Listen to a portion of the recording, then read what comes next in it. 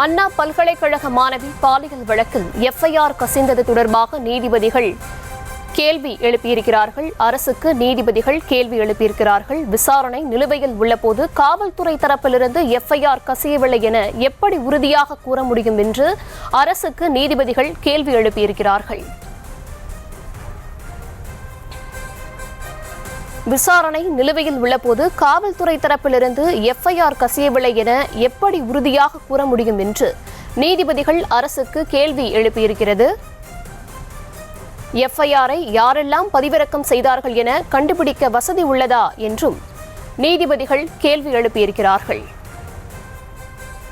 அண்ணா பல்கலைக்கழக மாணவி பாலியல் வழக்கில் எஃப்ஐஆர் கசிந்தது தொடர்பாக நீதிபதிகள் அடுக்கடுக்கான கேள்விகளை அரசுக்கு எழுப்பியிருக்கிறார்கள்.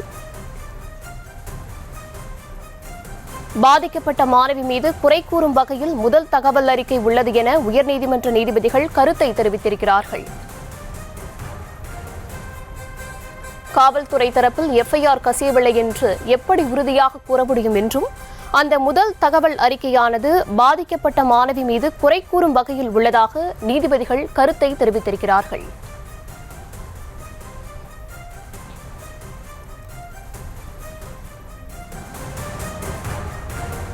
காவல் நிலையத்திற்கு மக்கள் வருவதற்கே பயப்படும் நிலை உள்ளதாகவும் நீதிபதிகள் கருத்தை தெரிவித்திருக்கிறார்கள். விவரங்களுடன் இணைக்கிறார் செய்தியாளர் பாரிகார்த்திக். பாரிகார்த்திக், வணக்கம். இந்த எஃப்ஐஆர் கசிவு தொடர்பாக ஏற்கனவே அரசுக்கு நீதிபதிகள் கேள்விகளை எழுப்பியிருந்தாங்க. இன்றைக்கும் அடுக்கடுக்கான கேள்விகளை முன்வச்சிருக்காங்க. என்னென்ன மாதிரியான விசாரணை அங்கு நடைபெற்று வருகிறது? விவரங்களை வழங்கலாம். நேற்று போலவே இன்றும் அடுக்கடுக்கான கேள்விகளை நீதிபதிகள் தற்போது தலைமை வழக்கறிஞரிடம் குறிப்பாக அரசிடம் வைத்து வருகிறார்கள். நேற்றைய தினம் காவல்துறை மற்றும் அரசு வழக்கறிஞரிடம் பல்வேறு கேள்விகளை முன்வைத்தார்கள். குறிப்பாக இந்த முதல் தகவல் அறிக்கை எப்படி வெளியே போனது என்பது குறித்த கேள்விகளுக்கு இன்றைய தினம் அறிக்கையாக தாக்கல் செய்ய வேண்டும் என்று அதில் கூறப்பட்டிருந்தது. இந்நிலையில் தற்போது விசாரணை நிலுவையில் இருக்கும்போது காவல்துறை தரப்பில் எஃப்ஐஆரை கசியவில்லை என அரசு எப்படி உறுதியாக கூற முடியும் என்றும் கேள்வி கேட்டிருக்கிறார். அரசு இதை அரசின் சார்பில் அல்ல காவல்துறை சார்பில் இந்த எஃப்ஐஆர் கசியவில்லை என்று எப்படி உறுதியாக சொல்ல முடியும் என்றும் நீதிபதிகள் அரசிடம் கேள்வி கேட்டிருக்கிறார்கள்.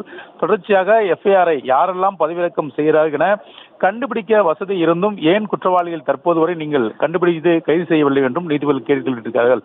குறிப்பாக அந்த எஃப்ஐஆரை பொறுத்த வரைக்கும் யாரெல்லாம் பதிவிறக்கம் செய்கிறார்கள் என எளிதாக கண்டுபிடித்து விடலாம். அப்படிப்பட்ட அந்த கண்டுபிடிக்கும் வசதி இருந்தும் ஏன் குற்றவாளிகள் தற்போது நீங்கள் கண்டுபிடிக்கவில்லை, கைது செய்யவில்லை என்றும் கேள்வி கேட்டிருக்கிறார்கள்.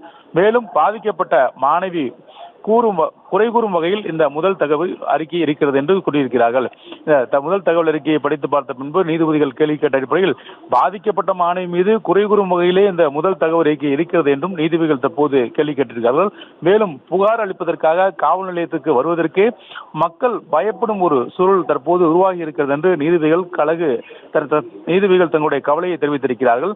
புகார் அளிப்பதற்கு கூட காவல் நிலையத்திற்கு மக்கள் வருவதற்கு பயப்படும் நிலை தற்போது இருக்கிறது என்றும் தற்போது நீதிபதிகள் கவலை தெரிவித்திருக்கிறார்கள்.